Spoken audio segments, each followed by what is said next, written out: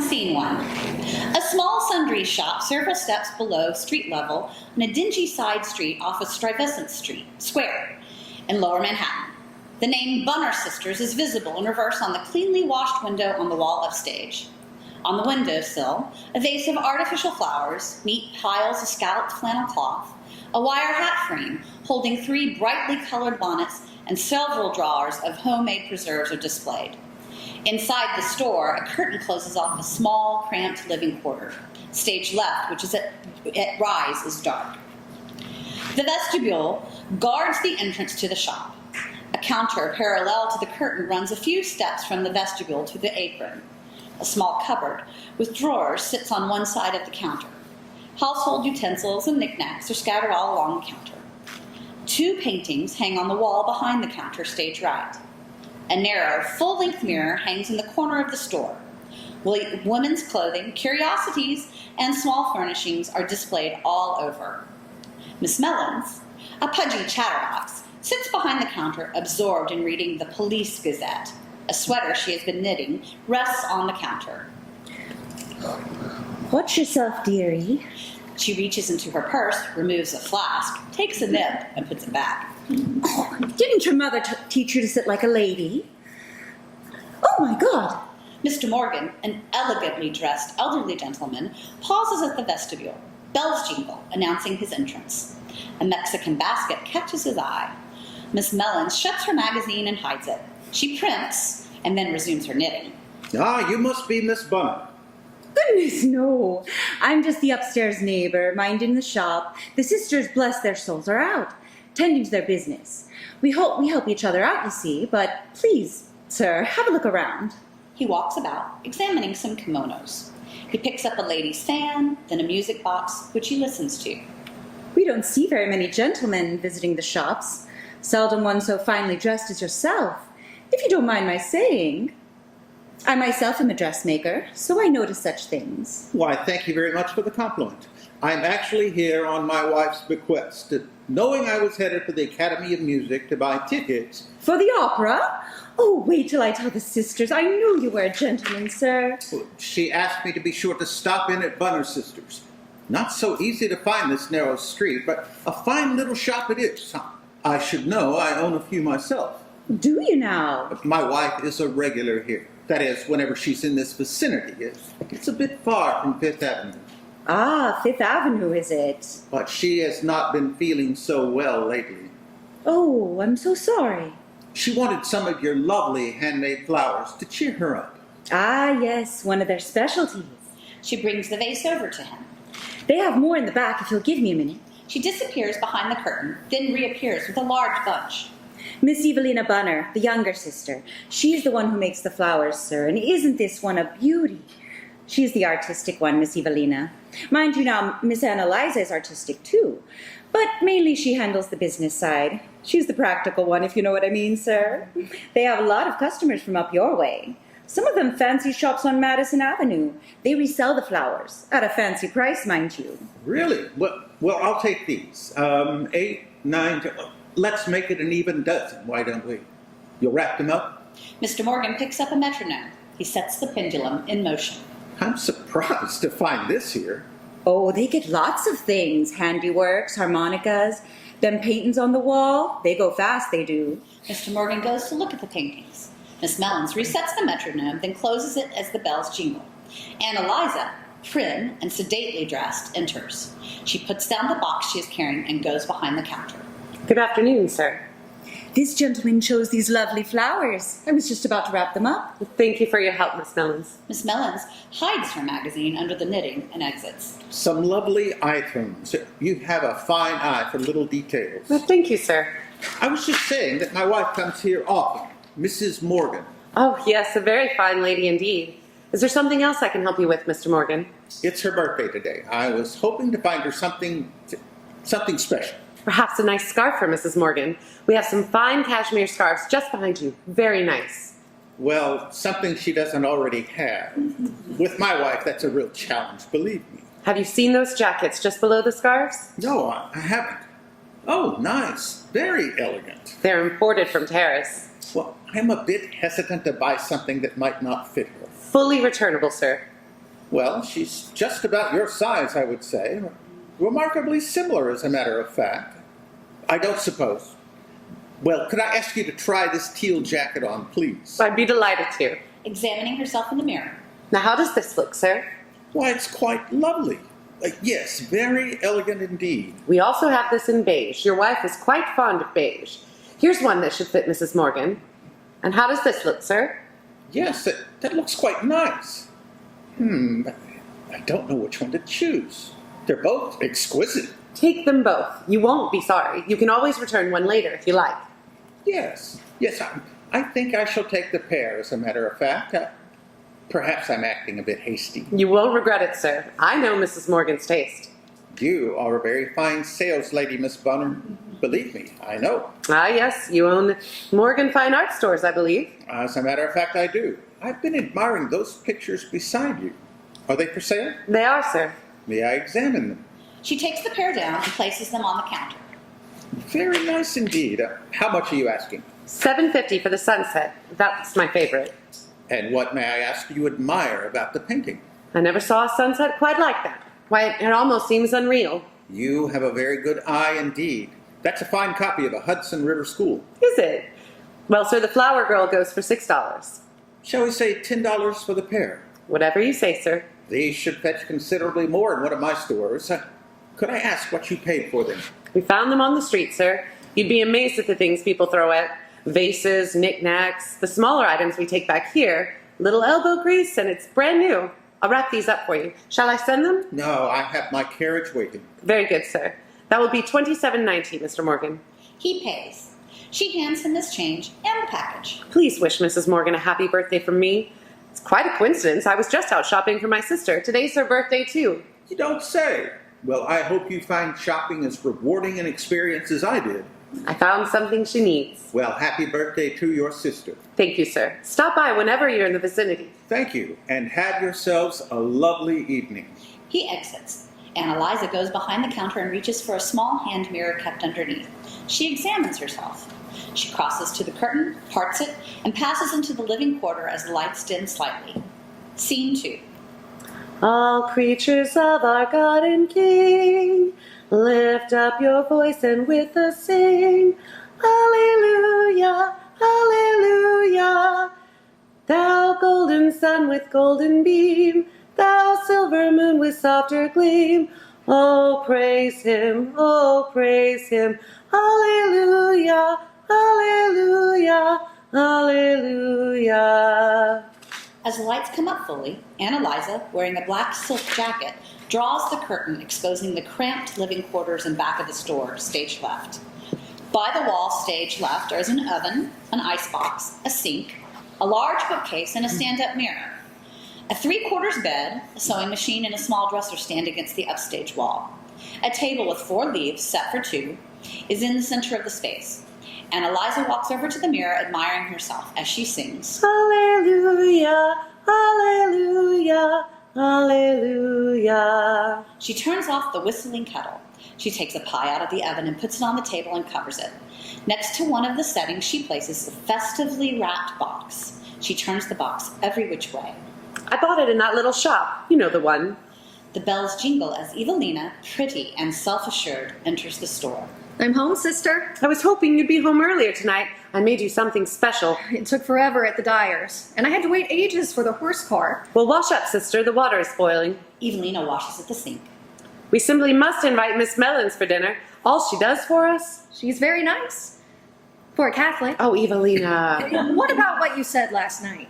I said we should keep our own religious values. Of course we can be friendly with someone as nice as Miss Mellons.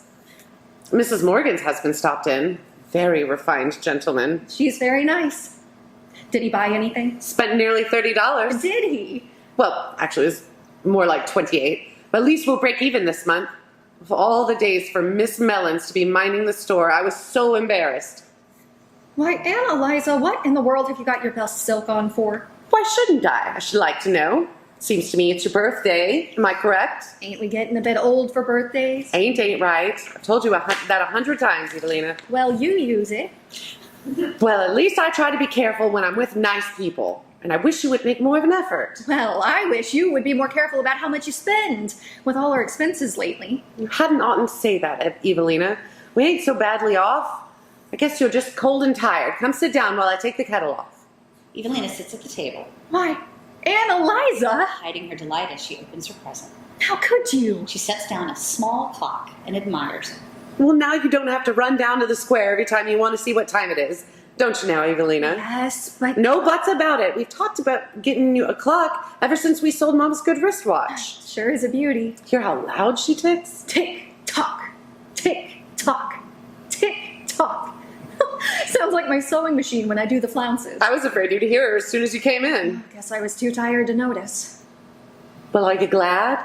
I'm real glad, sister. Oh, but you hadn't oughta. Aunt Eliza pours tea. I guess I know what I oughta and what I hadn't oughta. You must have given up something you needed.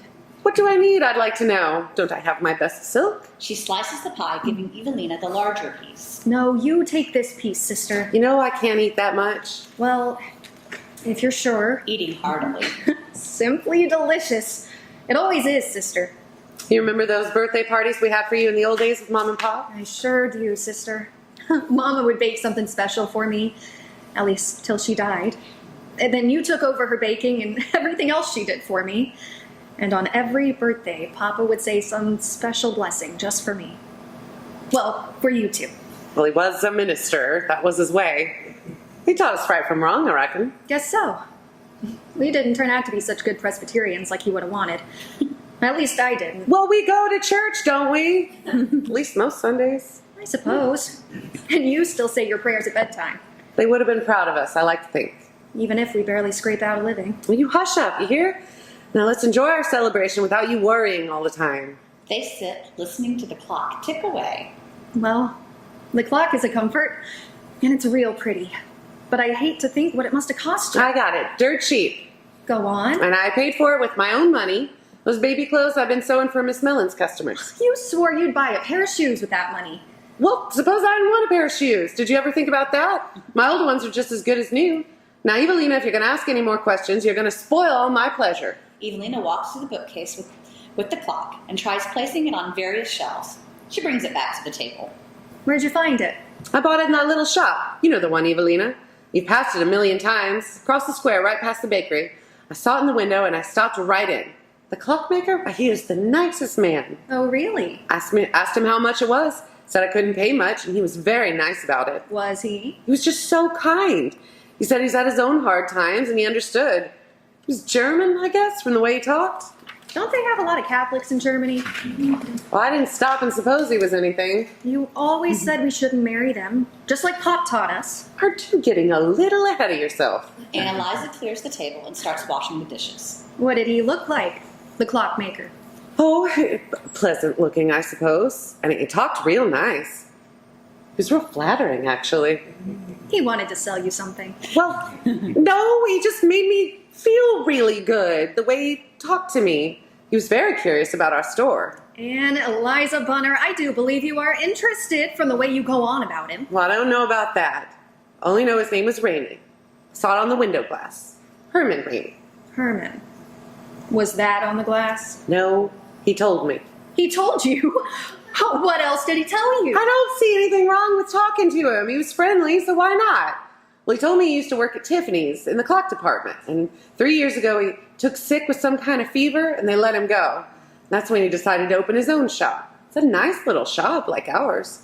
Only a little dusty, not at all neat. Sounds like he ain't married. Said he lives alone. But he's real smart, sister, and educated. He's kind of handsome. Only a little sickly, I guess, from that fever. How old do you think Mr. Herman Rainey is, sister? I couldn't say, but I don't believe he's much over 40. Sounds about right.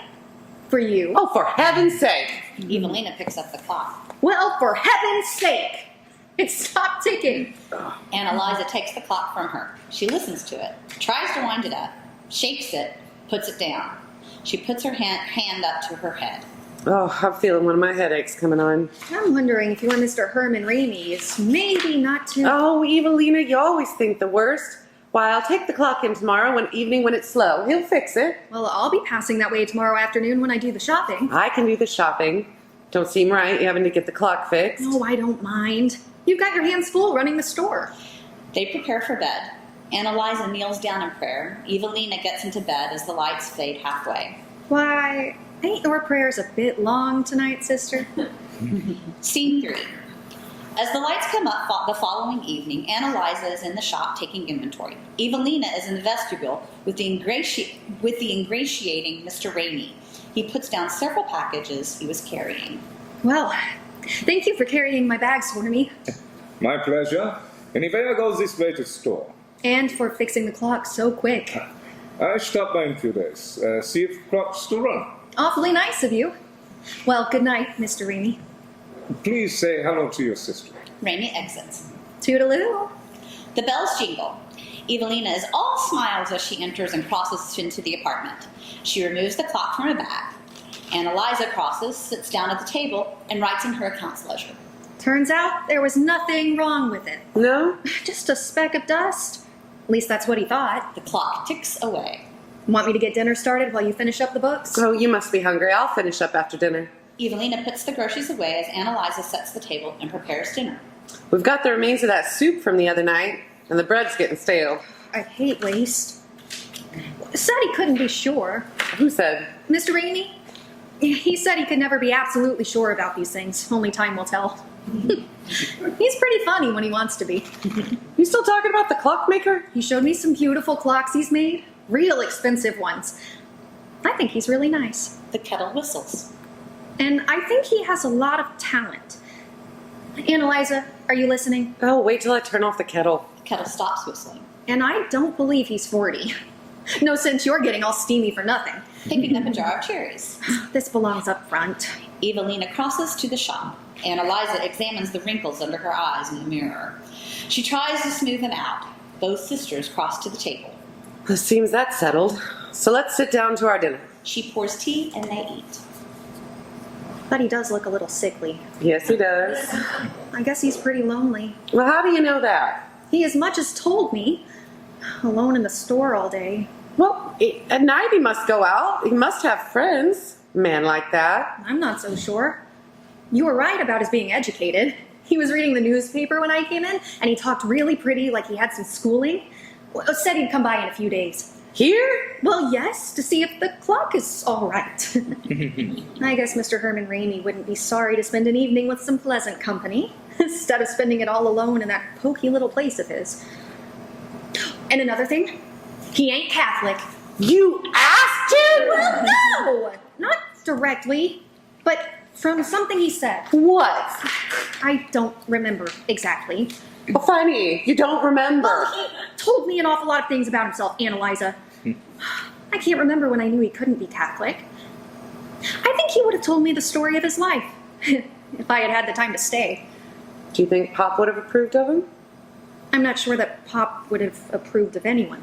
She slips a sweater over her shoulders, then sits back down. He don't seem too happy. I wonder if he wouldn't be happier, well, if he had someone. More tea? Take away your hand, Evelina. I wouldn't want to spill any on you. The lights fade halfway. Scene 4. Several nights later, Annalisa, Evelina, and Miss Malins are seated at the dining table. There's barely any light.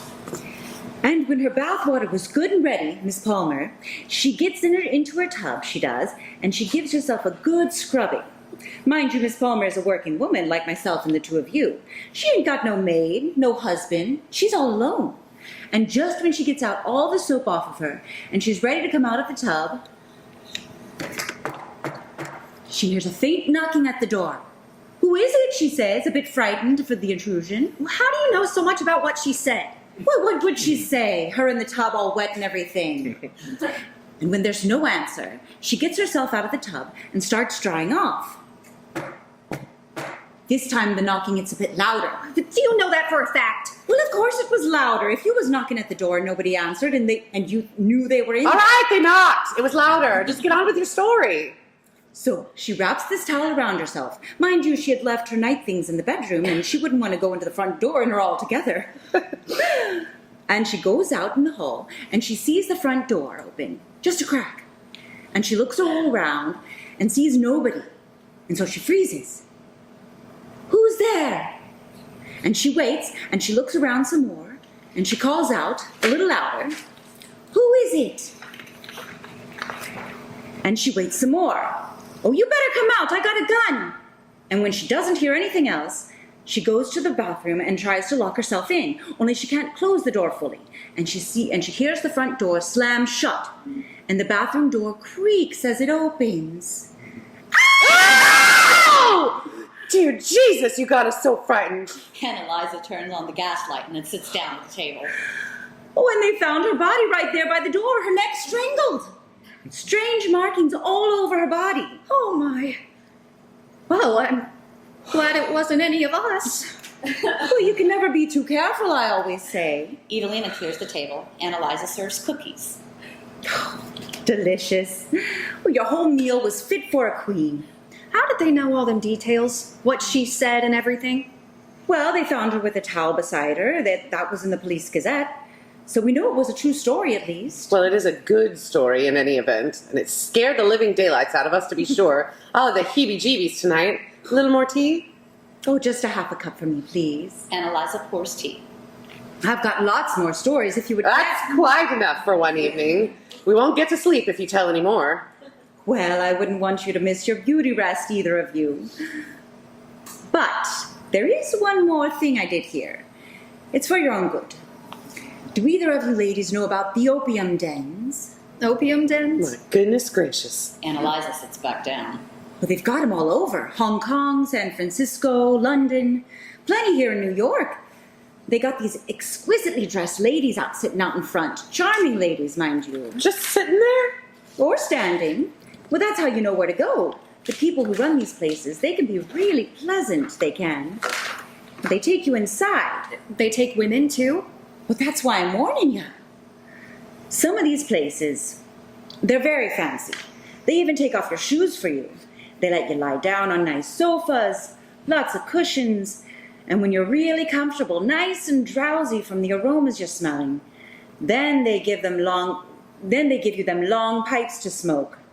They're attached to bowls that they heat up, and inside the bowls, that's where they put the opium. And you inhale it, and it makes you feel real good about yourself. You fall asleep, and it gives you them sweet dreams. And sometimes you're there all night. And when you go home, that's when you start to feel awful. When you want to come back for more, and that's how they get you. Goodness. You mean you can't stop? You'd slit your own mother's throat to get it. How do you know all this? There's a knock at the door. Well, who could that be? At this hour of the night. I'll get it. Now you be careful, Miss Evelina. Remember poor Miss Palmer when she heard knocking. You were just trying to get me frightened. Well, if I was you, dearie, I'd take a knife with me. Evelina lights a candle. She takes a sharp knife from a drawer. My heart is beating so fast. I can hear it. It's not your heart, dearie. It's that there clock. Evelina crosses to the door. Well, I don't want you to have no bad dreams now. Miss Mellons and Anna Eliza turn to the vestibule. Come in. Come in. Welcome. I should be getting upstairs, I suppose. Evelina enters with Rainey. She has discarded the knife. I thought I'd call, see how the clock is doing. Well, isn't that nice of you? Miss Mellons, this is Mr. Ramey. How do you do? Mr. Ramey has a shop nearby. Miss Mullins is our upstairs neighbor. The clock is running fine. There it is on that shelf if you'd like to take yourself a look. Rainey crosses to the bookcase and examines the clock carefully. He puts it down. The clock is fine. I worry if it's stopping what you would think. This is fine bookcase. He takes a book from the shelf and then replaces it. I see you have fine things here. You live nice. I'm glad. We were just finishing dinner, Mr. Ramey. Would you care to join us? She pulls out the table's fourth leaf.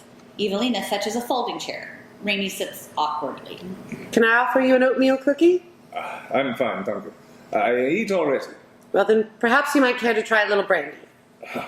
You are so kind. Miss Mellons, would you like? Oh, no, I never drink. But I'd like another cookie. And Eliza places 2 glasses on the table together with the liquor bottle. Well, if you should change your mind. My sister and I don't drink. This is cherry brandy that our grandmother made. Cherry brandy, is it? Well, in that case, perhaps a wee bit, just to wet my lips, if you don't mind. And Eliza pours 2 glasses. Rainey and Miss Mellons drink. This is so good. Best I ever tasted. Would you like a little more? Well, maybe just try. How do you say, wet my lips? Oh, you'll have to carry me up the stairs if I have any more. And Eliza pours another glass. Raimi drinks it down. I see you have a book over there. Poetry. Longfellow, I believe. Yes, our father won it as a prize when he was in school. Maiden with the meek brown eyes, in whose orbs a shadow lies, like dusk in an evening skies. Thou whose locks outshine the sun, golden tresses wreathed in one, as the braided stringlets run, standing with reluctant feet where the brook and river meet. Turning to Evelina. Woman and childhood fleet. I don't remember more. That was wonderful. Oh, yes, it was. We learned in school, and I took to improve my English. So you went to school, did you? Here, a night. But in Germany, when I was a boy, I go a day. I like so much, especially poetry. Heine, Schiller. But them I know in German. He rises suddenly. I must go. So sorry. Oh, but it's still early. Yeah, it's best. Evelina rises and lights the candle. I'll take you to the door. My pleasure, ladies. It was nice meeting you, Mr. Raimi. Please come again. Raimi follows Evelina and they cross and exit. Such a nice young man. Yes. It was a little strange, him leaving so suddenly. Well, you wanted to be alone with her, don't you see? I didn't know Miss Evelina was keeping company all this time and you never told me. You are mistaken about that, Miss Mellons. Why, we hardly know him. Go on. Did you see that look he gave her when he was reciting? I wonder what he's saying to her. Maybe he's asking her to marry him at this moment. Have a little something put away for the wedding, you know. Evelina returns starry-eyed. She sits down. Well, you found yourself a nice friend, haven't you? Evelina smiles and turns away. And Eliza suppresses a yawn and Miss Mellons rises. Well, I wouldn't want to stay too late. I know the two of you must have a lot to talk over. So I'll be wishing you both a good night, I will. And thank you for a lovely, delicious dinner. And I'll be wishing you, well, I wouldn't want to be wishing you too soon, if you get my meaning. I'll lock up after you. As Aunt Eliza exits with Miss Mellons, Evelina dances around. She is still dazzled when Aunt Eliza re-enters. Only imagine, sister. He asked us to accompany him Wednesday night to a lecture. They'll be showing pictures of Germany. That's nice. I think I'll let you go with him. I'm too tired after work to be much good company. Well, he asked for the both of us. But if you'd rather not, I can't see what harm it would do if I went with him. As they begin to clean up, Evelina is elated. Aunt Eliza is depressed. They fold back the 2 extra leaves at the table. The lights fade halfway, and a spotlight comes up on the clock, which ticks loudly and quickly. Scene 5. The lights come up on Aunt Eliza cleaning up after dinner. Evelina is finishing her tea. It's 2 months later. I promised I'd help Miss Mellons with a rush order. Oh, I'll do the cleaning up. You get yourself ready. I'll do what I can. Miss Mellons doesn't finish her dinner this early. Still, I can give you a hand. Well, are you in a hurry for some reason? No, I just hate to see food mussing about. Since when? Is Mr. Raimi coming? Well, he might. Well, I'd hate to give him the wrong idea, leaving you alone with him. I don't see nothing wrong after all this time. Anyways, he might not come if you don't feel up to it. You did look a bit sickly last night. Did he say why he kept away all last week after coming so often this past month? No, and I didn't see fit to ask him. Evelina washes down the oilcloth. She fills a bowl with peanuts and places it along with an ashtray on the table. Ain't it hateful to do everything in one room? Why, Evelina, I always thought we should feel blessed by our good fortune. Well, we're comfortable enough, I suppose. But at least we could buy a pretty screen. It don't seem right visitors should see our bed. You know what Papa would say. If we ask for too much, what we have may be taken from us. The Lord giveth, the Lord taketh away. But from us he won't take it much. Isn't that a little sacrilegious, sister? Aunt Eliza scours the pots. Evelina sweeps up. She puts on a crimson bow which sticks out from underneath her collar. I haven't seen you wear that for a while. Well, does it bring out my coloring? You're pretty with or without it, sister.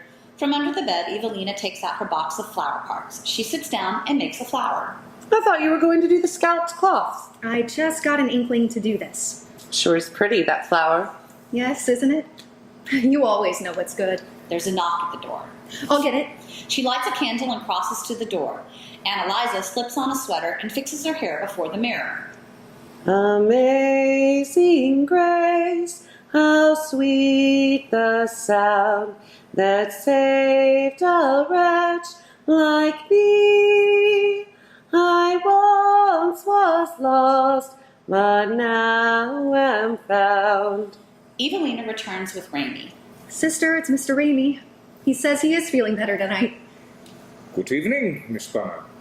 You have a pretty voice. Well, thank you, Mr. Raimi, and I'm thankful that you're feeling well enough to visit.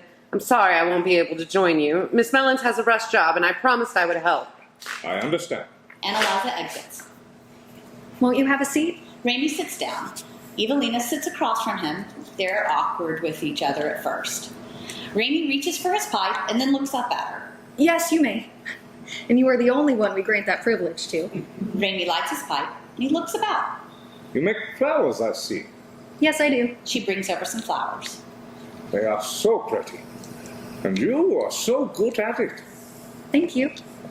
I had a friend in Germany. She used to make nice flowers. But not nice like you. You left Germany some time ago, you told me. I was young, 19. What did I know? I suppose you must miss it. Ah, so much. You never speak of any friends. Do you have some here? Yes, but not in New York. I have friend from work in Germany. He come before I do, go straight to St. Louis. He get big job there. He write me sometime. You've never seen him again? No, I miss him. But he write. He very happy. I'm glad. Would you like some peanuts?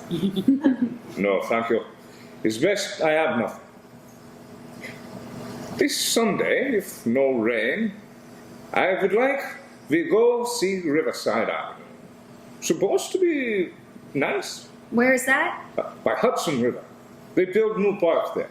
She fetches a city map and they look at it. How would we get there? First bus, then we take railroad they have. My treat. Oh, well, that would be fun. A little excursion? It's supposed to be fine. Wide street like we have in Berlin. We walk along, we see river, pleasant views. That sounds delightful. We take your sister if you like. Well, we could. I suppose we could. You might not feel so comfortable to go with me so far. Oh, no, I do. I feel very comfortable with you. And I know you are a gentleman. It's just that Annalisa likes to rest up on Sundays. Didn't know. I think she is healthy, no? Oh, she is. Very healthy. And strong? She's strong as an ox. But it might be nicer just by ourselves. What do you think? It's good. Some other time we go with your sister when it's not so far. The bells jingle. Annalisa enters. Raimi puts away his pipe and rises. I'm back, you two. Miss Mellons was just finishing the gown when I arrived. Mr. Raimi was telling me about his friend in St. Louis. Yeah, he's so happy there. Make good money, even invest some. So he make more. Is that so? They sit. My sister and I have been wondering. We put away a bit of money, the little we have been able to put away. We have an account at the local bank. We heard from some of our customers that the banks may not be so safe. Yeah, it's what I hear too.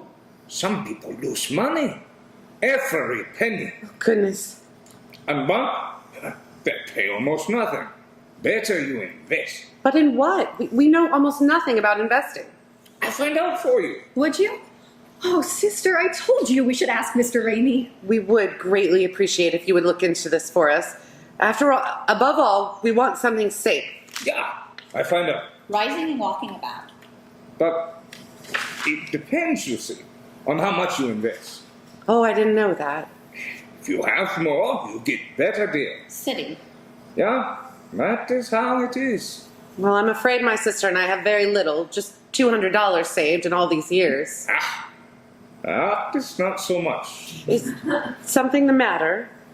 It's not. Actually, we have a little more. It's some money we keep in the house. But that is for what we need to live on, food and things we need for ourselves in case, one of us should get sick. No, that you must not touch. But I see what I can do for you, ladies. Thank you very much. Can we offer you a drink? You've been so kind. Some cordial, perhaps? Thank you, but I must go now. I feel not so good. The head. Oh, you look a bit feverish again. Can I make you some tea? Oh, no tea. It bothers me to even to think of tea. Better lie down before you go. Here, let me help you. You can lie down? Well, on our bed. No, you are so kind, but I must go. This is what it feels when I get my fever. Are you sure you want to go out? I must. Raimi rises, but has difficulty walking. I think you better sit just for a minute. They help him back to his seat and then cross into the store to confer. I hate to see him go when he's like this. He could fall. Sister, do you think... Might you help him get home? If they see me leave with him at this hour, well, you know how they gossip. Help me get him to the street. They help Raimi to his feet and then out into the vestibule. Annalisa holds him as he and Raimi exit. Feel better, Raimi? The bells jingle. Evelina picks up a doll they have for sale and hugs it. For my sake, my love. The lights fade on Evelina. A spot comes up on the doll as she puts it down. Scene 6. The lights come up that Saturday afternoon. Alone in the shop, Annalisa is dusting the doll and other sales items. Then sings my soul, my Savior God, to thee. How great thou art, how great thou art. The bells jingle and Raimi enters. Why, Mr. Raimi, I'm glad that you feel well enough to come. Last night when I looked in on you, you were still a bit fatigued. Now I better. I'm surprised. You've never come here on a Saturday. Well, you see, I closed my shop 2 o'clock Saturday. The weather is still warm. So I think, why not come see the sisters? To be sure, I'm very glad you did come. But Evelina's not here. I know. She told me she go uptown Saturday to dine. This week, I have time. I think about your money. I think this is not good time to invest. Oh, thank you for warning us. Won't you sit down for a while? Better I stand. I like to, thank you. You take good care when I was so sick. I like taking care of people. I see that. Tomorrow is Sunday. You rest Sunday. It's the only day we're closed. But you feel well. You look well. But thank you. As a rule, I feel just fine. Yes, this I see. When I feel not so good, I think the health. This is most important. So, I think to myself, younger sister. She's pretty, yeah. But older sister, she is healthier. Oh, Evelina's not sickly, not at all. She eats more than you.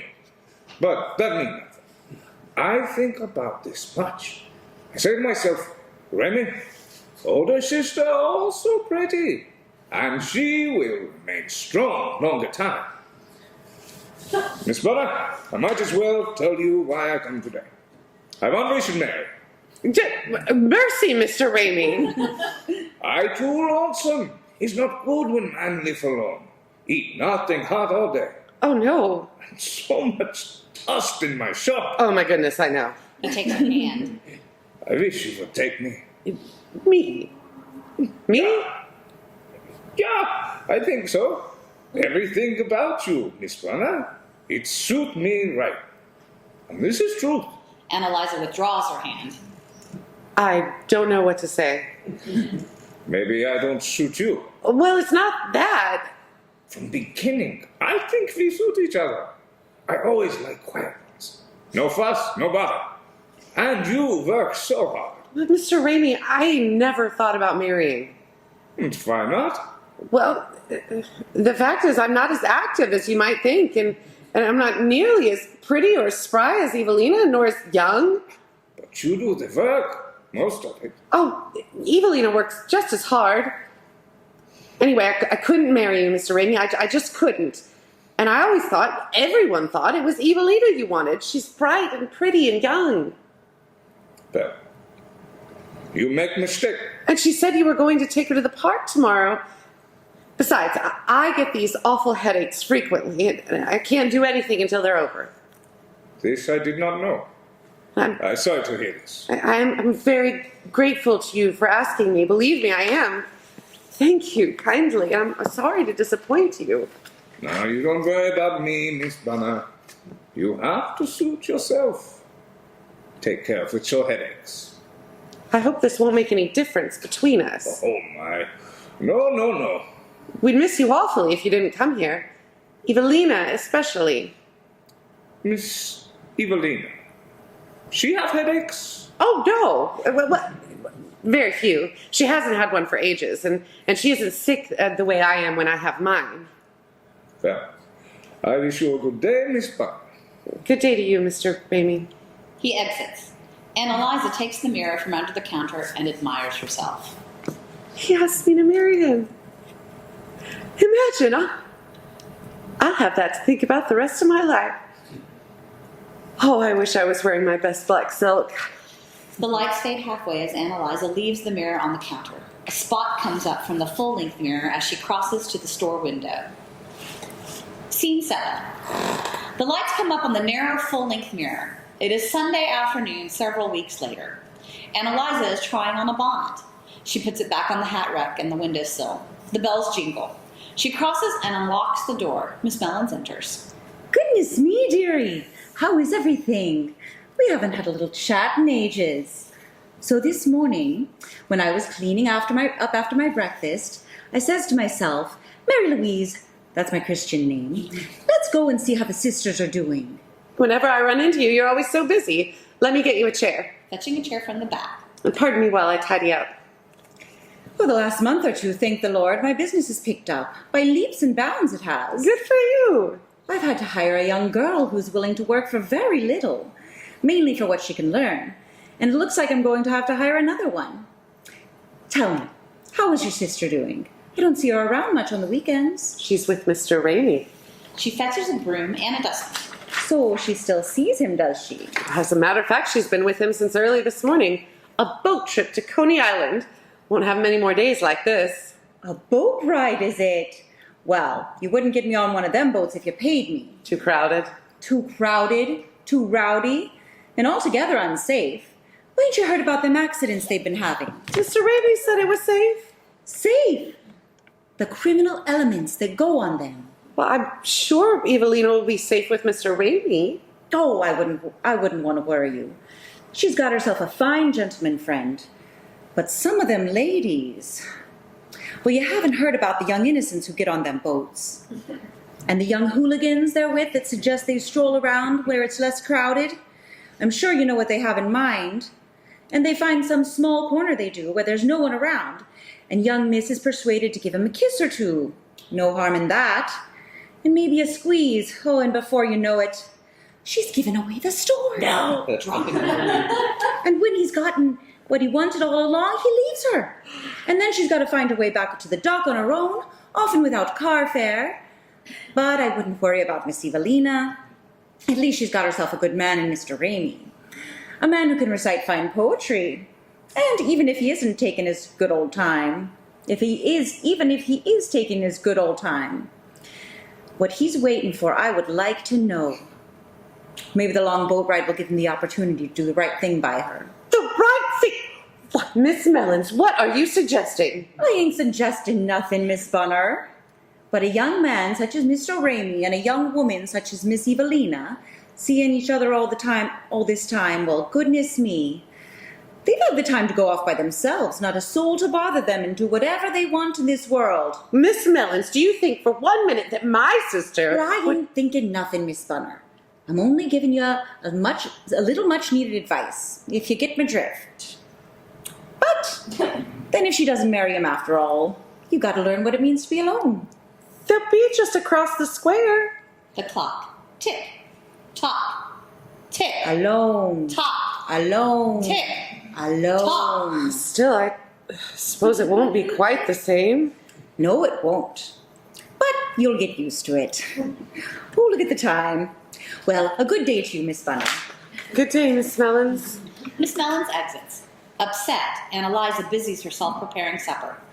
Evelina and Rainey enter the vestibule. Evelina checks that the store is empty. If you want, I tell her. No, I'll ask her. They kiss passionately. Rainey exits. The jingling bell announced Evelina's entrance. Hello, sister. Oh, hello, Evelina. Be with you in a jiffy. Whatever are you so busy about? Preparing your dinner, that's what? Well, ain't you even got time to ask me if I had a pleasant day? Seems to me I don't have to. Well, I don't know just how I feel, Annalisa. It's all so queer. It's just that it all happened so suddenly, and the boat was so crowded, I thought everybody on board heard what he said to me, and in a way I wanted them to. Are you listening? Well, yes, dear, but I'm afraid the roast is going to burn if I Well, don't... why don't you ask me what on earth I'm talking about? Well, dear, I think that I'm... Annalisa, I'm engaged to be married. I'm engaged to be married.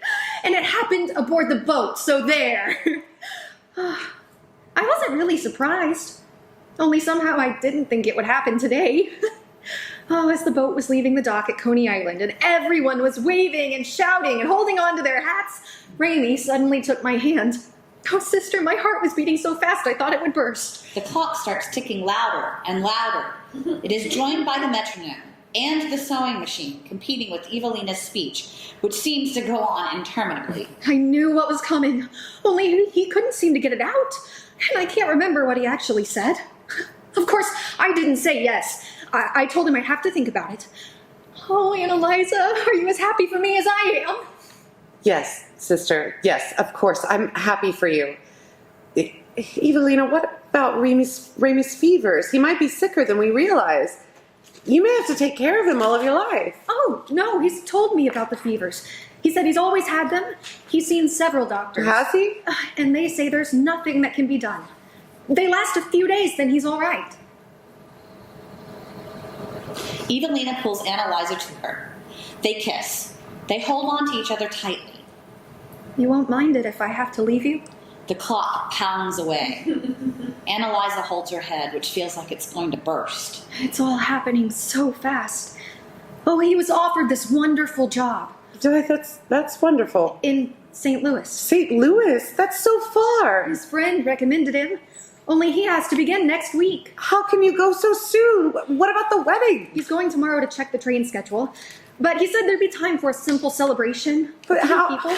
Maybe Sunday after church. He'll know for sure tomorrow. How can you arrange everything so fast? He has someone already to buy the store and all his clocks. Ain't that a wonder?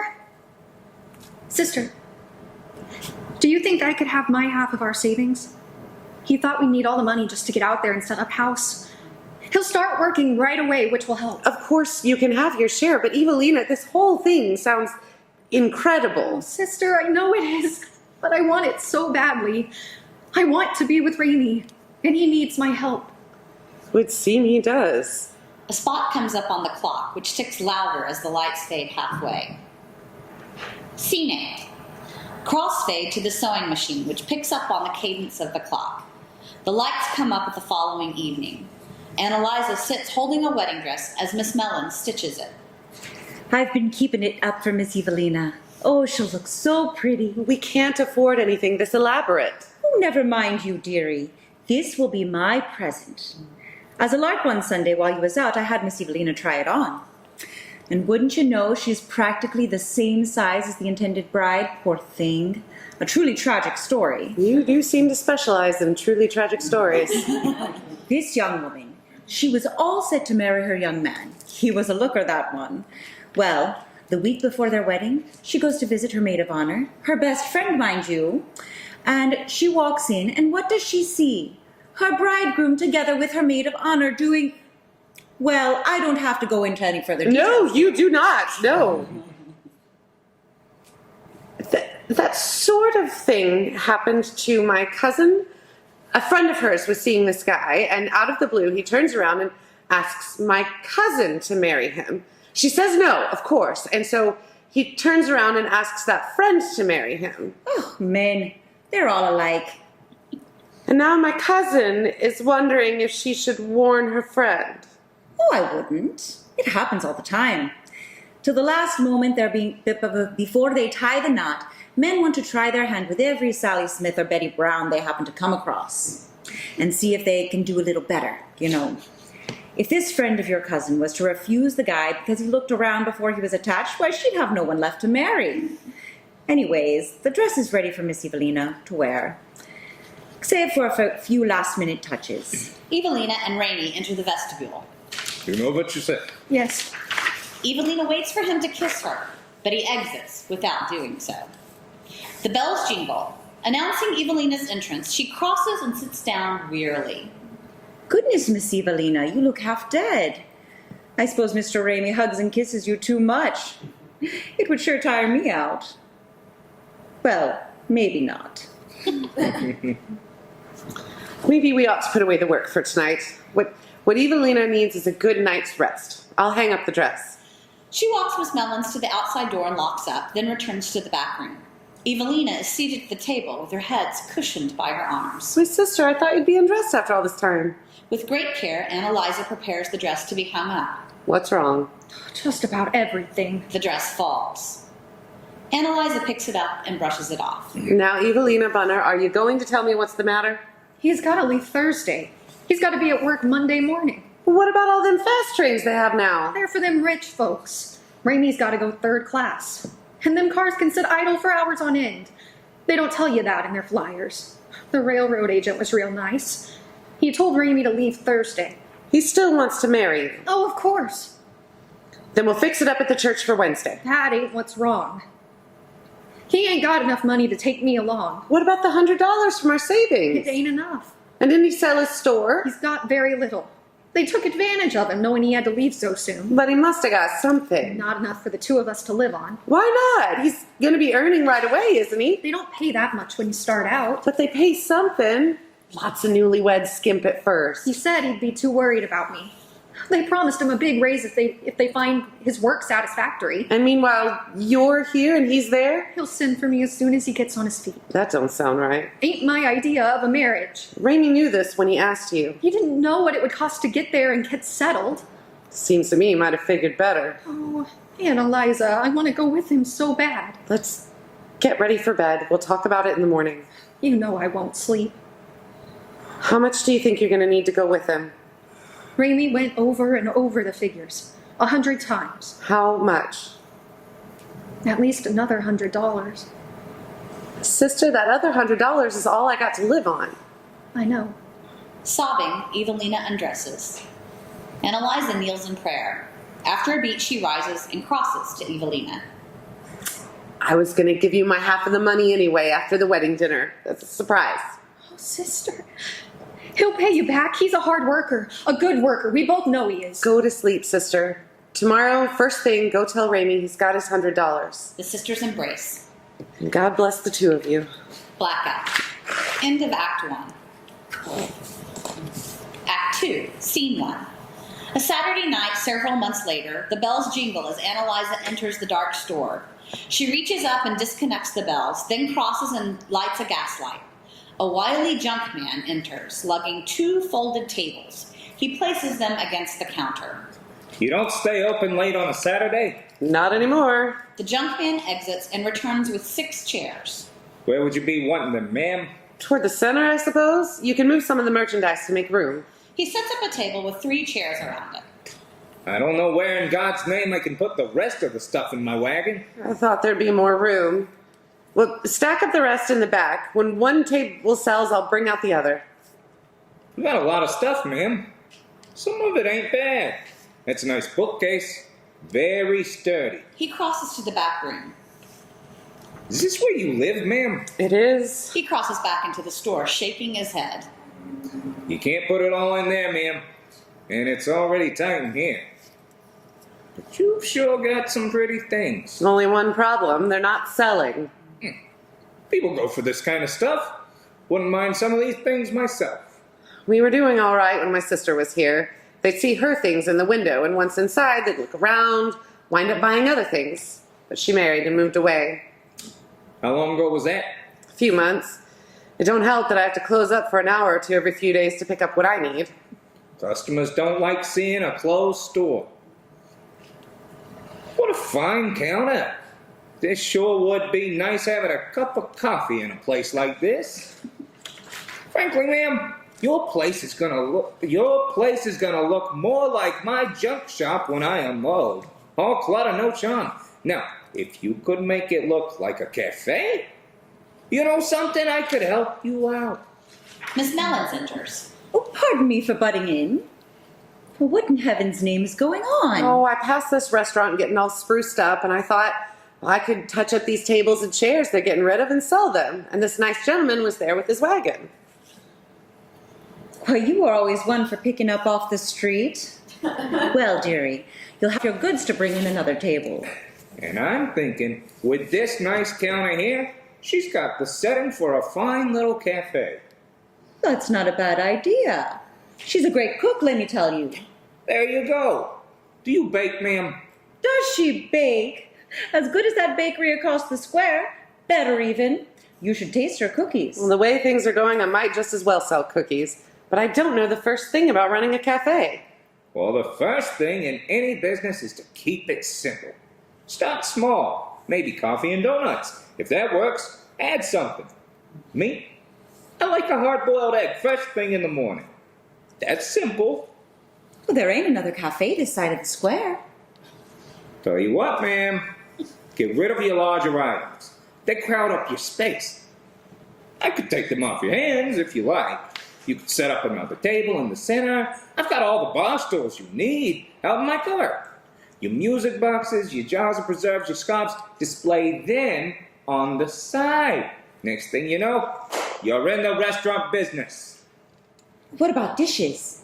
I got all the dishes and silverware she could possibly use in my warehouse. Handing Annalisa a card. Come down tomorrow. It's Sunday. Take your time picking out what you like. Towels, placemats. I'll bring them over in the evening. No charge. I don't know. Well, I'll come with you, dearie. Well, what do you say? I better think it over. I'm here now, ma'am. Outside, a horse whinnies. Well, ma'am, do we have a deal? Annalisa turns to Miss Mellons, who nods her encouragement. How much are you going to charge me? Lady, the way I see it, we're even. We both come out ahead. Well, the way I see it, if you're a little more ahead, taking this nice sturdy furniture for a few pots and pans. Don't know about that. I should be charging a consultation fee. But I gotta know now, ma'am. Not next Christmas. Why not? Now, how are we going to do all of this? I'll start taking out the large items. Would you take a look at this sweater? That I keep. It's from Ireland. Oh, my mother had a sweater like that. I'll lend you a hand, I will. No charge. I wouldn't want you to hurt yourself, miss. Why, I'm a fine strapping lass, I am. Oh, are you an Irish lass now? I am. Much good that'll do you. Ma'am, you pick out whatever you want to keep. Pile it along the walls. If you need display cases, I got 'em. By St. Patty's Day, I'll be dunking my biscuit in your coffee. Oh, not in my cup, you won't. The junkman and Miss Mellons exit with the large items and return with stools. Annalisa joins in on the work. In Dublin's fair city, where the girls are so pretty, I first set my eyes on sweet Molly Malone. As she wheeled her wheelbarrow through streets broad and narrow, crying cockles and mussels, alive, alive, oh. Alive, alive, oh. Alive, alive, oh. Crying cockles and mussels, alive, alive, oh. The three characters set up the second table and chairs. The song continues. The lights fade on the new cafe. Scene 2. A spot comes up on the window. The sign now reads, Bunner Sisters, Cafe and Varieties. Several colorful posters hang on the walls. Crossfade to Miss Mellons wearing a bright green dress as she brings her coffee cup over to the counter. Crying cockles and mussels, alive, alive, oh. So, last night in the square, this tall string bean comes up to me and out of a clear blue sky asks me if I'd like to have a drink with him. And I says I don't drink. And he says it's all right. He's from Staten Island and he's going to be a leprechaun in the parade. As if that would make it all right. Then he asks me my name and I tell him Kathleen O'Houlihan. Well, that was quick thinking. Figuring maybe he just wants to meet a nice Irish girl. So he says Kathleen O'Houlihan. Why, that's his cousin's name. Maybe we're related. Related my rear end. And then he asks me if he can see me after the parade. The bells jingle. Mr. Morgan enters, surprised by the new decor, and he looks around. Oh, the coffee was just made. Have a seat. I'll get you a cup. She exits to the back. Mr. Morgan examines the posters. He stops before the one depicting Big Ben. He sits down at the table and takes out his newspaper. So what do you hear from Miss Evelina? Oh, everything's just fine. Miss Mellons returns with a cup of coffee and a muffin. I took the liberty of bringing you a muffin. It's on the house if you don't like it. Very generous of you. Well, have yourself a nice St. Patrick's Day. I'm off to the parade. Enjoy it. She exits. Mr. Morgan sits drinking his coffee while reading his newspaper. He munches on the muffin. Ann Eliza enters from the room with a pot. She refills his cup. More cream? Why, oh, Mr. Morgan, I almost didn't recognize you. How are you? I'm fine. And you, Miss Bunner? Doing well? Busy? So tell me, what prompted you to add a cafe to your shop? Ann Eliza puts down the coffee pot on the counter. Well, you see, the kind of shop we had didn't really work once my sister got married and moved to St. Louis. St. Louis? I used to go there on business. How does she like living there? Well, she likes it. She says it's big, not grand like New York, No. but more expensive than they thought. They've been moving around trying to make ends meet. She keeps busy, keeping things nice for Mr. Ramey. She doesn't say too much in her letters. I mean, she's happy being a newlywed and all that. When our daughter got married and moved out to San Francisco, we never knew what was happening until the baby arrived. What type of work does Mr. Ramey do? He's a clockmaker. He has an important position at a large jewelry shop. Is that so? At a place like that, most newcomers will have to work long hours on routine repairs. He's expecting to be promoted soon. You weren't able to find somebody to replace Mrs. Ramey in the shop? Well, no one could replace her flowers or bonnets. Oh, wasn't that your neighbor who served me coffee? Oh, yes, but she's making her own money sewing wedding gowns. Fortunately, cooking comes naturally to me, so when I find these tables on the street, I think, well, maybe I'll try serving a light breakfast. Sound thinking. Oh, your muffins are delicious. I have people now in the store till late morning, so I say to myself, what's to stop me from doing lunch? Every day something different. And then I think, what about a big pot of soup? Sort of a soup of the day. Well, I have people stopping now just to inquire what I have to offer that day, and before they leave, they pick up a few of my pickles or preserves. Goodness, when do you find time to prepare everything? Oh, there are always slow times when I can clean up or put on a fresh pot of coffee. And the shopping? First thing in the morning before I open. And at night I close early so I can pick up a few loaves of bread, a nice piece of cheese, and some sliced meats at the market. Afterwards, I have my dinner, mostly what I couldn't sell that day. I rest a bit, and then I prepare for the next day. Well, no one can accuse you of idling away your time. Well, at least I can stay afloat a little bit longer. Looks like you've made a good start. You'd be surprised how many companies have to keep reinventing themselves. I, myself, am always looking for a new angle. Well, I've got to be going. You don't by any chance have a few of those flowers your sister used to make? I was hoping to take some back for my wife. How is Mrs. Morgan faring? She's still not quite recovered. Oh, I'm so sorry. She'll be better soon, I hope. Unfortunately, her doctor thinks it could be permanent. I'll remember her in my prayers tonight. I might have a few flowers for her in the back. She exits. Mr. Morgan puts down a $50. Ann Eliza returns with 4 flowers. The last we have. Let me wrap them up for you. Well, how much do I... My gift to Mrs. Morgan. She was always such a dear and so very kind. Please give her my best wishes. I will. Thank you very much, and good luck with your cafe. He exits, leaving his newspaper behind. Ann Eliza puts his dishes on a tray and cleans off the table. The lights flicker. Late that afternoon, Ann Eliza is setting up for breakfast. The bells jingle, and wearing a different dress, Miss Mellons enters. Oh, Danny boy, the pipes are calling. A big crowd? One of them revelers poured his beer down my back. My goodness! Could you believe it? Among all them people, who do I see but my Staten Island leprechaun with a girl on each arm? Well, I got out of there 1, 2, 3, and here I am, all freshened up and, needing to relax a bit. She sits down at the recently cleaned back table and reads the discarded newspaper. Listen to this. Murder on the wharves. Half-dressed woman found strangled. I tell you, dearie, men are such louses. Any news today from Evelina? As the lights slowly fade out on the upstage cafe table, the other table is moved downstage right. Evelina enters, sewing a button on a man's shirt. She sits down at the table, which is now in her St. Louis rooming house bedroom. Rainey enters. He avoids looking at her. No kiss? Not even a hello? She crosses to Rainey, but he turns away. Well, how was work today, dear? Any better? He ignores her. Is something the matter? Well, are you going to talk to me? Big mistake. What happened? Everything. I forget today. Patrick holiday. I'm supposed to wear green cravat. They dock my pay. How much?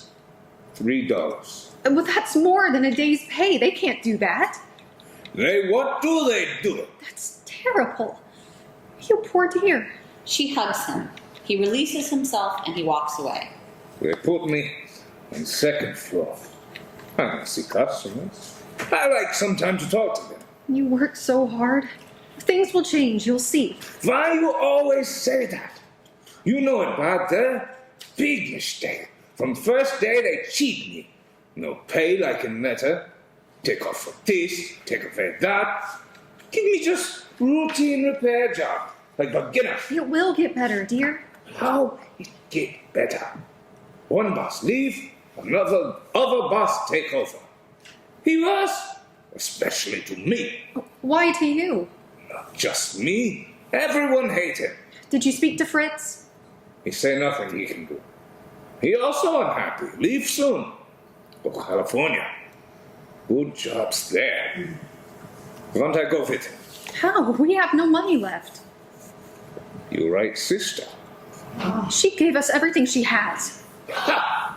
Big joke. Besides, she thinks everything is fine with us. Well, you tell her it's not, damn you. You're always angry with me. Whatever I say, whatever I do is no good. You always do stupid. All the time stupid. You weren't like this in New York. Where is my sweet Rainey? I want to go away. Far.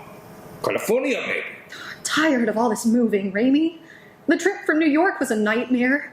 And now all this moving from one cheap rooming house to an even cheaper one. I'm tired too. Tired of job, lousy food, of everything. Are you tired of me, Rainey? Big mistake. Everything. Rainey turns away. He puts on a jacket and he exits. Evelina cries as the lights fade halfway. She exits. Scene 3. It is several months later. Miss Mellon sits at the back cafe table fanning herself. The top buttons of her neckline are open. The spotlight follows Ann Eliza as she crosses from the back room to the table, carrying a wicker basket and a tea kettle. She sits down.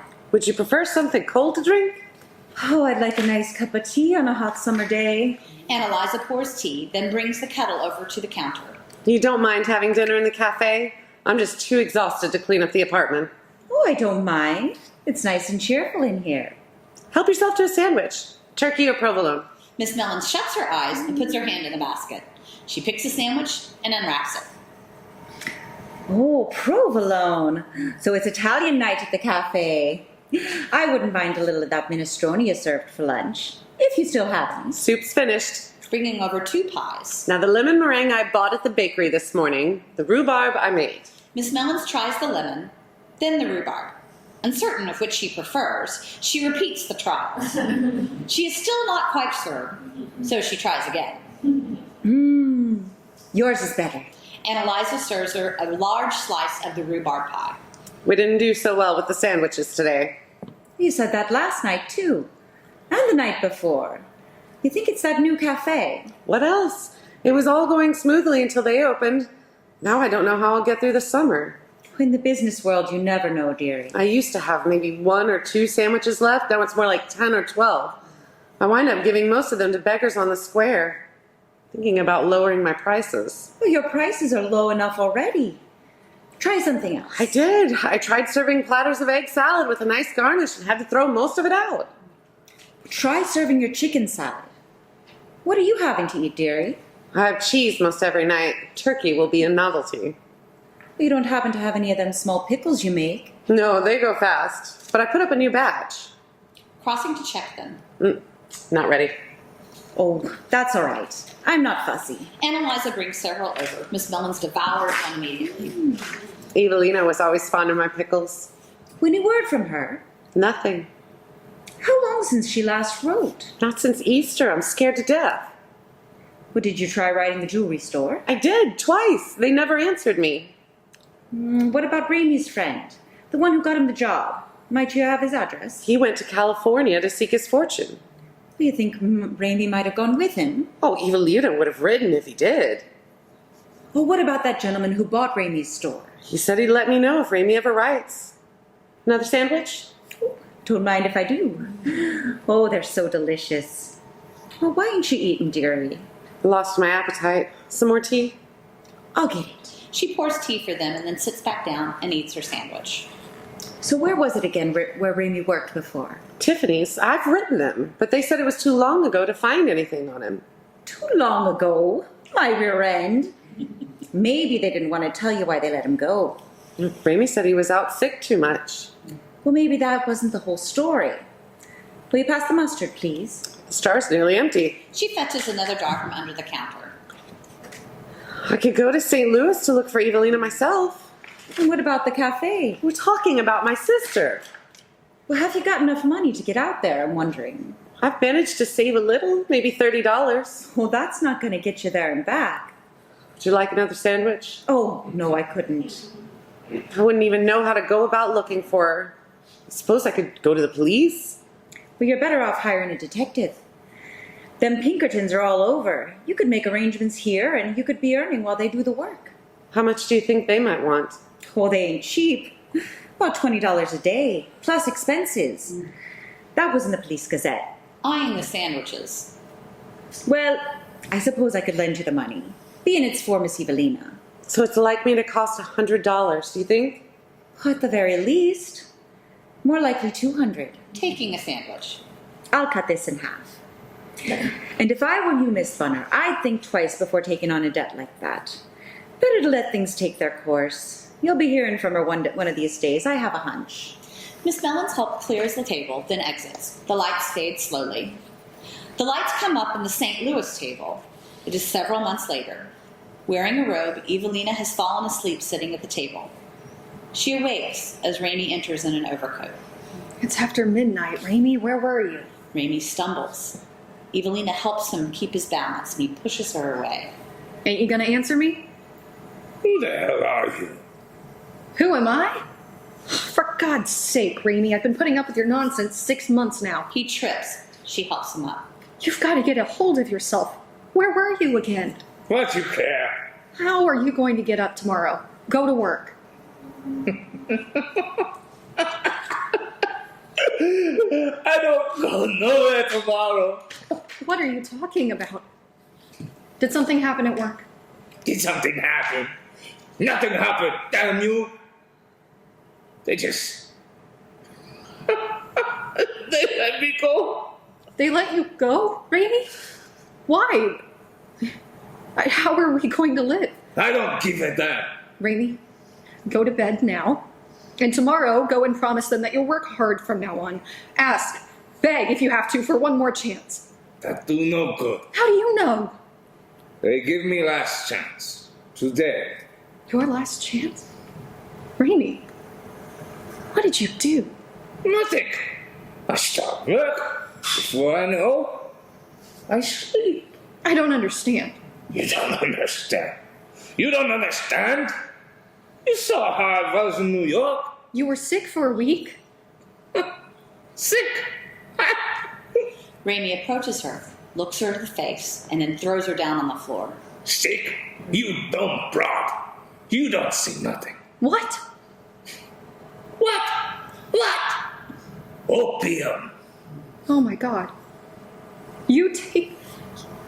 Raimi, we're going to a hospital this minute. I can't do nothing. Money. Get me money from goddamn sisters. She's given me everything she has. Hitting her. You dope. All these years, you think she saved us 200?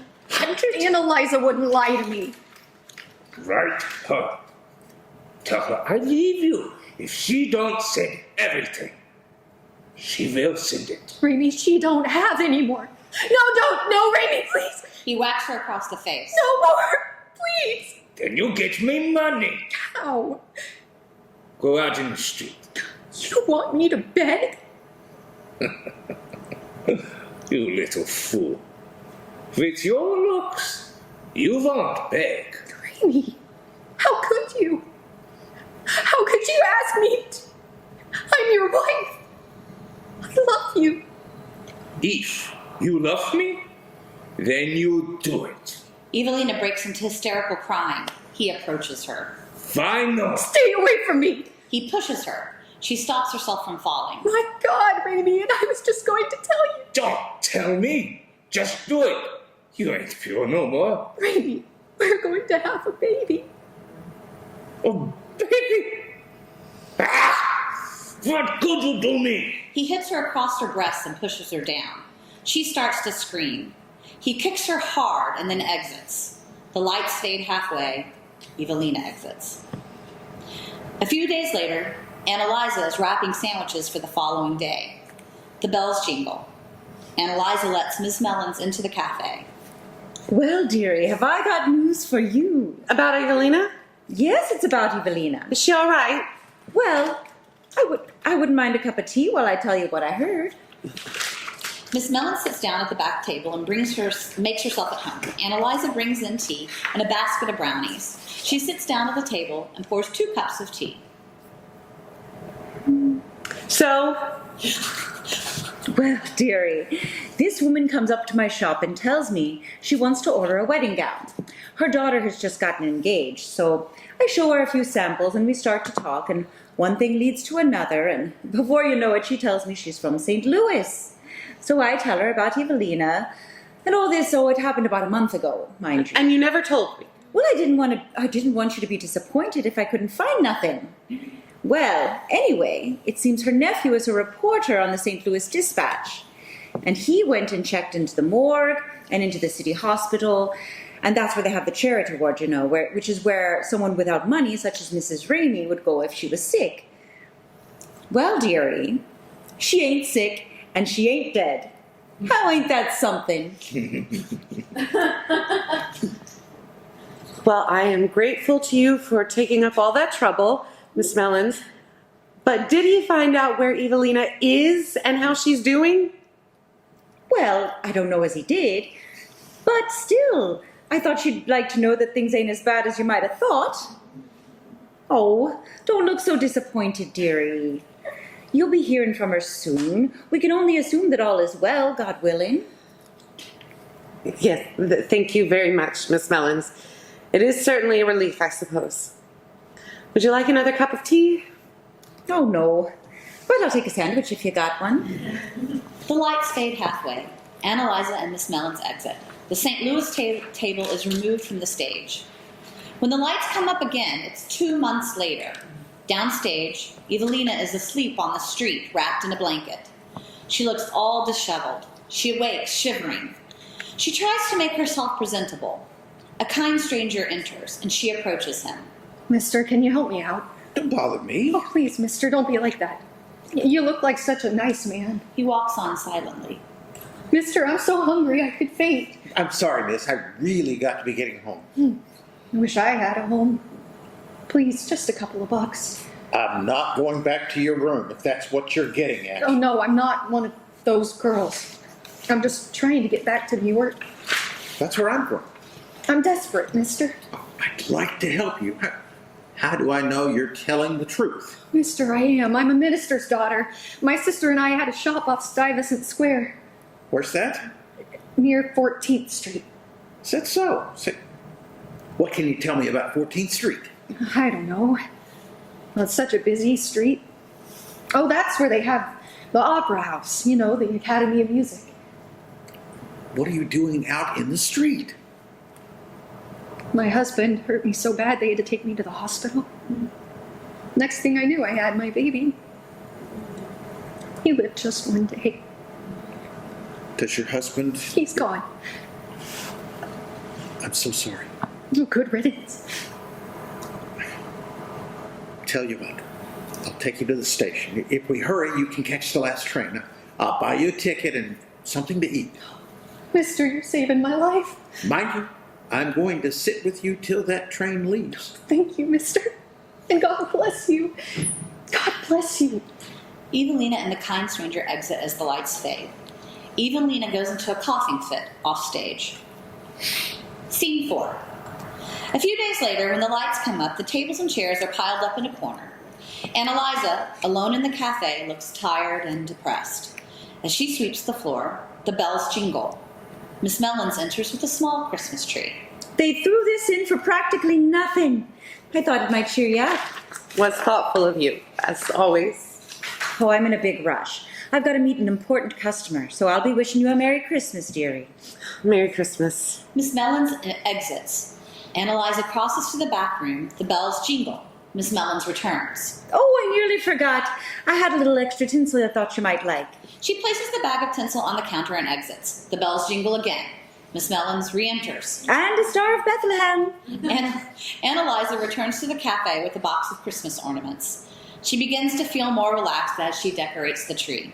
The first Noel, the angels did say, was too certain for shepherds in fields as they lay, in fields where they lay keeping their sheep on a cold winter's night that was so deep. Noel, Noel. The bells jingle again. Thank you for the tinsel and the star. Annalisa turns around, standing in the doorway, looking exhausted, is Evelina. Evelina, oh sister! She runs to Evelina and hugs her. I knew you'd come for Christmas. I just knew it. I'm so tired. Ain't there no fire? Oh, of course there is. She draws Evelina into the back room, now devoid of some furniture, and sits her on the bed. She finds bits of coal and starts a fire, It'll blaze up in no time. Now, you just rest up and don't say nothing till you feel better. slipping a robe onto her. Oh, you're stone cold. You just lie there while I put on the kettle. I've got something for supper you would fancy. She places a large slice of custard pie on the table. Now, sister, tell me, how does that pie look? Funny, I was thinking about you when I made it. I ain't hungry. Oh, hush. You just rest till your appetite returns. Where'd everything go? Well, with you gone, I hardly needed so much furniture, did I? So I went and sold some of it. The clock, too? I don't hear it ticking. Oh, the clock's still here. I thought you might want it as a keepsake. It's by the stove. I wish you'd never bought it. Annalisa pours tea. She helps Evelina over to her seat at the table. Here, drink this right down. It'll warm you up quicker than anything. Evelina drinks. She starts picking at the pie. She soon devours all of it.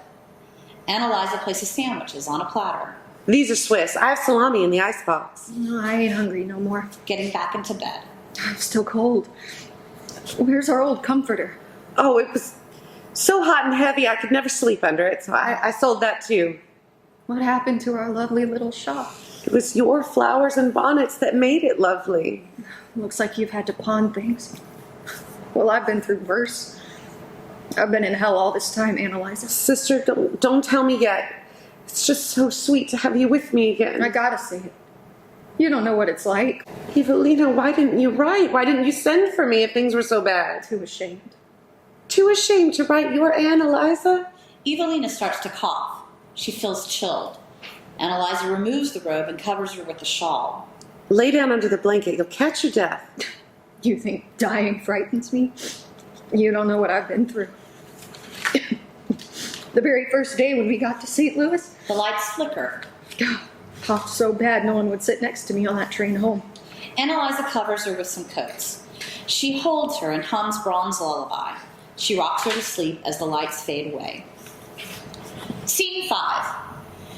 In the cafe, the tables and chairs are back in place. It is the following afternoon. As the lights come up, Annalisa is cleaning up the remains of some sandwiches. Miss Mellons draws the curtains and enters from the back room. She closes the curtains. She's sleeping now, poor dear. It's been so quiet in the cafe.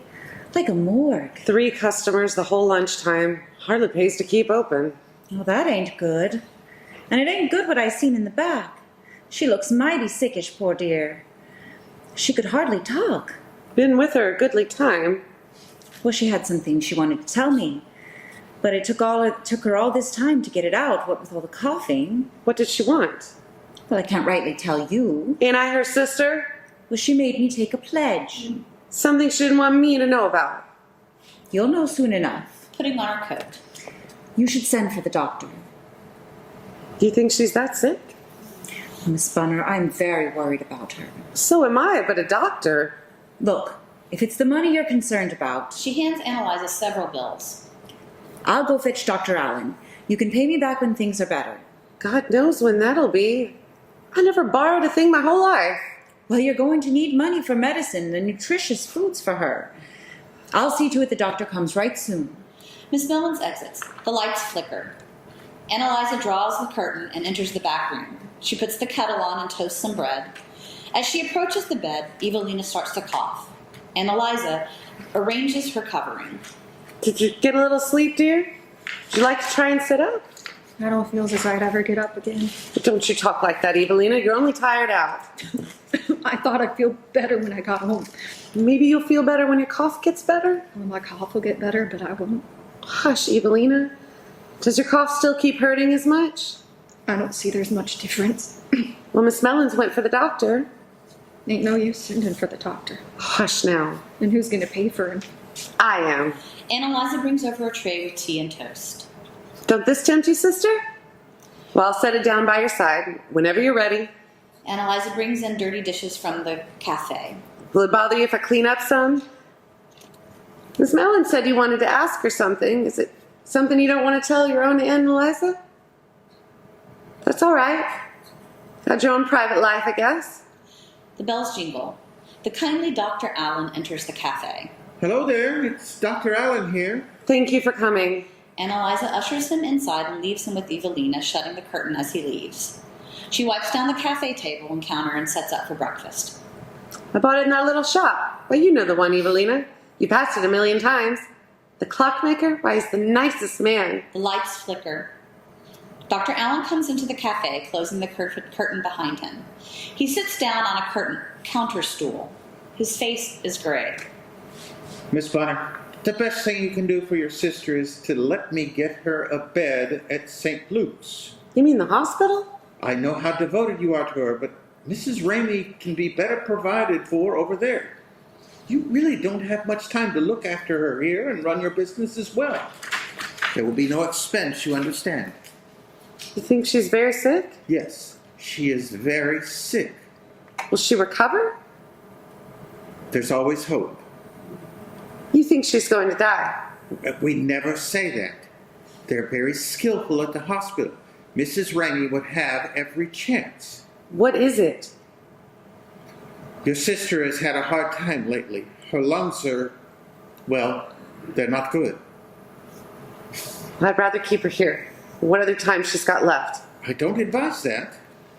Well, I've left some medicine by her bed, 1 tablespoon twice a day. And if her pain gets very bad, give her one of these every 6 hours. He hands her a bottle of pills. I'll stop by tomorrow if you change your My mind. mind's made up. How much do I owe you? That's all right. Your neighbor took care of the fee. He exits. Annalisa sits down on the stool he vacated. She picks up a napkin and folds it into smaller and smaller pieces. She repeats this. Annalisa? Annalisa hurries to the back room. Evelina is seated at the edge of the bed. How long you been with him? What's he been saying? Oh, he just gave me instructions for your medicine. He left some time ago. You must have said something. Annalisa helps Evelina get back into bed, propping her up with a pillow. He said you should stay in bed and take this twice a day. You ain't deceiving me. I've been up to look at myself in the glass. I look like those hospital patients I see. They never got well. Hush up, sister. It don't much matter. I'm tired. I'm ready to go. There's one thing I need to tell you. Annalisa sits down close to you. I didn't want to hurt you, but if I'm going to die, She has a coughing fit, and the beating clock drowns out her coughing. it's beating so loud. Tick tock, tick tock. I'll take it out if you want. No, it's beating for me. I ain't got much more time, sister. I turned Catholic. Evelina. Oh, Evelina Bunner, a Roman Catholic? You? Did he make you do it? Raimi? No, we didn't have no religion. It was when they took me to the parish hospital.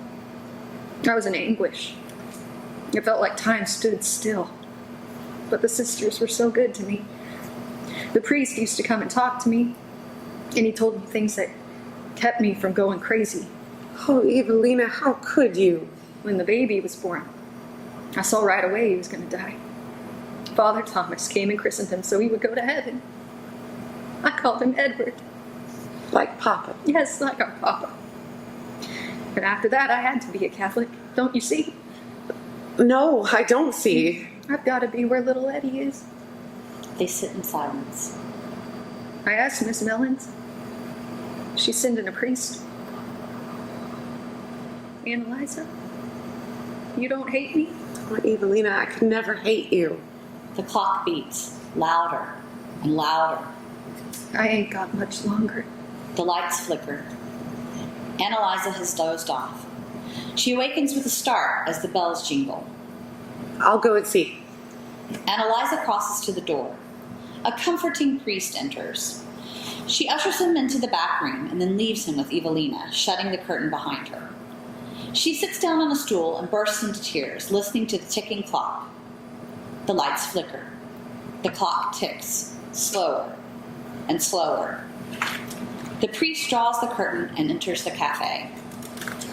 Your sister is in a beautiful state of mind. He leads Annalisa to Evelina. A rosary is by her side.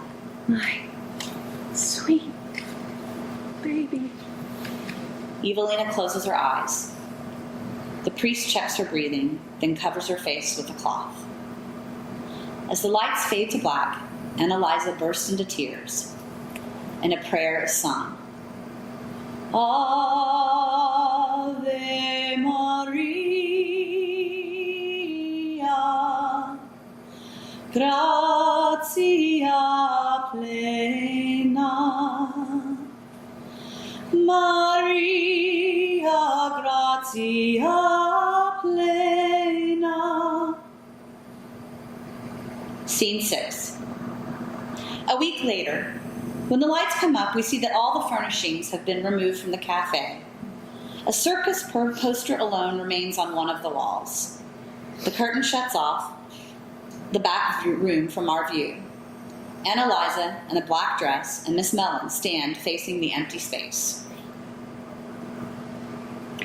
Some junk man. You could have at least left us a couple stools to sit on. He took everything. Didn't give me much. Well, don't it make you feel creepy looking at all this empty space? It's the way I feel. The way I'll always feel now that she's gone. I don't like the way you're sounding. You did all you could for her. You've got to get on with your life, dearie. At least you found a buyer for the store right away. And you got a decent offer. I can live 3 months if I skimp. After that, You have to trust in God's grace, dearie. Isn't that what Christianity teaches us? Crossing to the back, I want just one last look. she draws the curtain slightly. A trash can stands near the sink. I see you're still in the back. well, until the buyer moves in, save a few dollars in the meanwhile. He's supposed to be here at any moment. Well, I better get going myself. We can go visit her grave next Sunday if you'd like. I would like that. I hope it doesn't bother you going to a Catholic churchyard. At least she's got a Christian burial. It was what she wanted. And I don't know as I could have done it decent. Here I always thought we'd always be buried together. Nothing works out the way you plan it. Taking out a bill. Here's a little bit of what you lent me. Maybe you could wait a little longer for the rest? Oh, put your money away, dearie. I can wait. So you have any idea what you'll be doing now? Oh, I'm looking for a sales lady job. I've made some inquiries. Everyone wants someone younger. It's very discouraging. One man suggested an agency. Turns out it was for cleaning people's homes. Rather be in my grave. None of that talk. I can always throw some sewing jobs your way till you find something steady. I appreciate that. Well, I best be going, dearie. She exits. Annalisa starts to cry, then wipes away her tears. She stands, staring into space. Yes, Mrs. Thompson, I washed behind the toilet bowl, just like you said. Cleaned up after the dog. Will there anything more you'll be needing, ma'am? The bells jingle. Mr. Morgan enters. Good morning, Miss Bunner. I am terribly sorry to hear about your sister's passing. I know how close the two of you were. Thank you kindly. And Mrs. Morgan as well, I hope? I'm afraid Mrs. Morgan passed away 6 months ago. I am so terribly sorry to hear that. She was such a lovely lady. Yes, she was. Thank you very much. I miss her very badly. I know you do. I'm sorry, I can't offer you any coffee or even a chair to sit on. That's all right. It's actually better for my purposes. I can see clearly that the space is going to work out just fine for what I need. You bought the store. I don't suppose the agency told you anything. No. I asked them not to until I was sure it would work for me. I'm planning to open a low-cost art gallery. The first of many if this one works out. I didn't even know there were such places.